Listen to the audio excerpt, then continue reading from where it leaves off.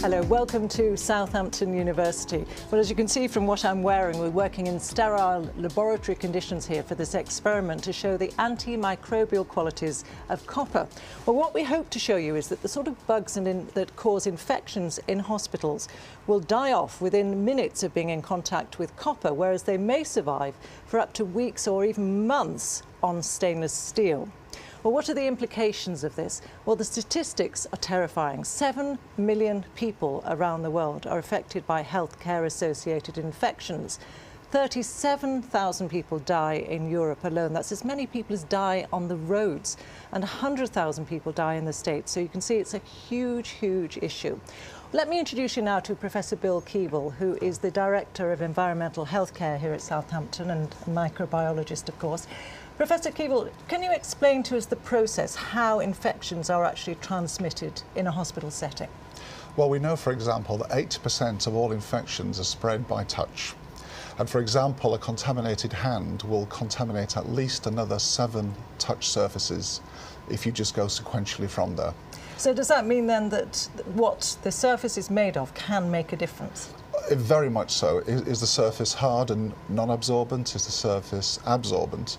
We know, for example, that stainless steel and plastics, hard surfaces which germs can survive on for weeks and months, whereas on copper, our research suggests they die very quickly. So what are we going to see today then?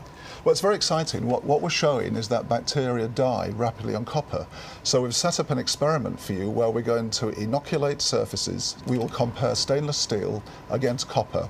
And hopefully what we can show you is that the bacteria will survive very well on stainless steel, but using a special dye system, we will show that they die very quickly on copper. Well, let's get the experiment started.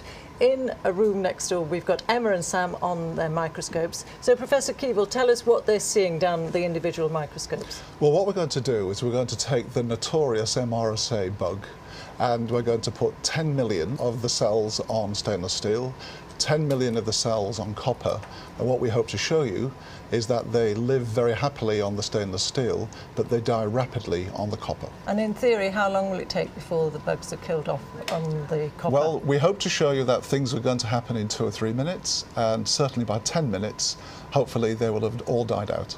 Let's take a look at the first picture. We're getting live feeds from the microscopes on these 2 screens. We've got the stainless steel here on the left. I don't know if our camera can pick that up there. So, Professor Keeble, just explain what we're seeing here. So what you're seeing here are the individual bacteria sitting on the stainless steel surface. We've used a special dye which shows that while they're bright green, they're still alive. Right. What we're hoping to show is that they will fade away as they die on the copper surface, which will be contrary to what happens on the stainless steel. So it's just 2 minutes into the experiment. Let's take a look at the screens that are linked to those microscopes and see what difference we can see at this point. So, Professor Keeble, talk us through what you see. Well, you can see lots of brightly stained bacteria on the stainless steel surface. So not much change there? Not much change there. Copper? And here's the copper surface. May not look too different to you, but in fact, if you look very carefully, we're just starting to see some of the cells beginning to fade out. So these would be the first signs that they're starting to die on copper. So it's incredibly quick. Yes. So we're now coming up to 6 minutes into the experiment, and let's have a look at our screens again.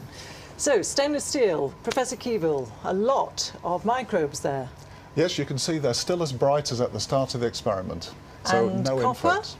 And on this one you can see they're even paler. So very few cells surviving now on the copper surface, even though we put 10 million on there to start with. Now, what is the scientific process that's happening here? How are these bugs being killed off? Well, we're starting to understand that copper works by multiple means, and it shuts down the cell's biochemistry and physiology. We'll be coming up to 9 minutes now. Let's look at the screens linked to those microscopes. And this is stainless steel, and Professor Keeble still looking full of MRSA microbes. Yes, they're still surviving very nicely on the stainless steel. When you say very nicely, how long will they stay there for now? Oh, they could be there for days or weeks. Days or weeks. Let's Yes. look at copper. Well, I think now we're struggling to see anything on this image, showing that the bacteria have all died off on the copper surface. Well, Professor Keevil, thank you very much indeed. Some incredibly impressive results there, much quicker than I expected. In fact, there are quite a number of hospitals around the world now who are starting to install copper in their wards to try to deal with this real problem of hospital-acquired infections. Perhaps more when these sort of results start to filter through. Really interesting results. So from me here in Southampton University, from Emma and Sam on the microscopes, and from Professor Keevil, goodbye and thank you very much for watching.